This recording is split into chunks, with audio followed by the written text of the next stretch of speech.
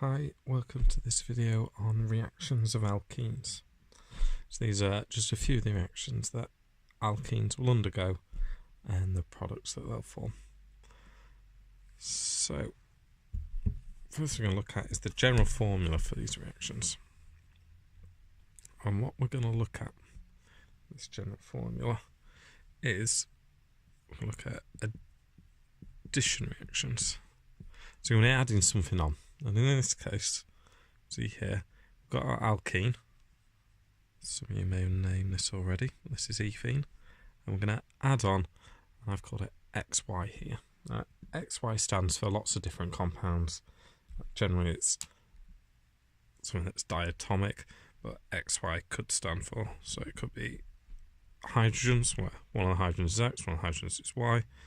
It could be a halogen, chlorine, where X is chlorine, Y is chlorine. It could even be water. We'll look at later. It's not a diatomic molecule, but in this case, H is X and the OH is Y. But we'll look at that, each of these examples as we go through. So what happens in this, and we've seen the mechanism earlier on, and if you want to look at the mechanism for how this reaction occurs, that's in an earlier video on the mechanism of alkene reactions. So what happens here is the X joins to one carbon and the Y part joins to the other carbon, and then we have hydrogens all around. So the two hydrogens that were there, they stay, and we're just adding on the X and the Y, one to one carbon, one to the other, which is why it's called an addition reaction, because we're just adding on, we're not getting rid of anything. So we'll look at that hydrogen one first. We call this, rather imaginatively in chemistry, hydrogenation. This time I'm going to take a slightly different alkene. This time I'm going to take propene, and we're going to add on hydrogen. And hydrogen exists as a diatomic molecule. So what happens here is, get a different pen, this is our X part, this is our Y. So X goes onto one carbon, Y goes onto the other, which gives us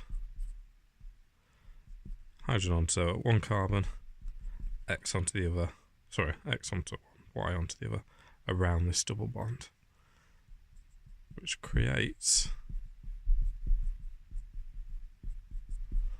our propane structure. So we've gone from propene, we've added on hydrogens, and that's gone to propane.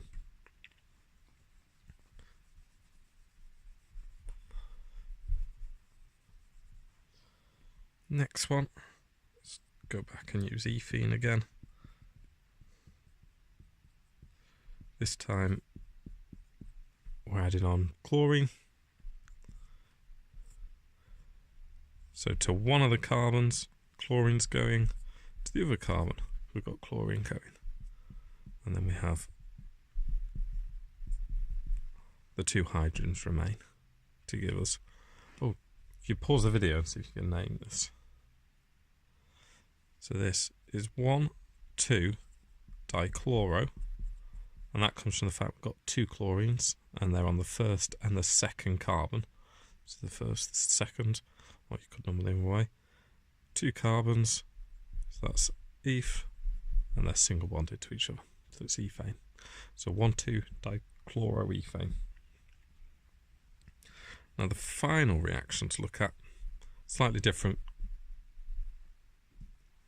in the fact we're going to have H2O. Now in this hydrogen is just our X part molecule, and this OH is our Y part of the molecule. So the same thing happens again. To the X, to one carbon we add the X part, which is the H. To the other carbon we add the Y, which is the OH part. Now, do you know what? See if you can name what functional group this is. If you said alcohol, well done. And the name of this compound is ethanol.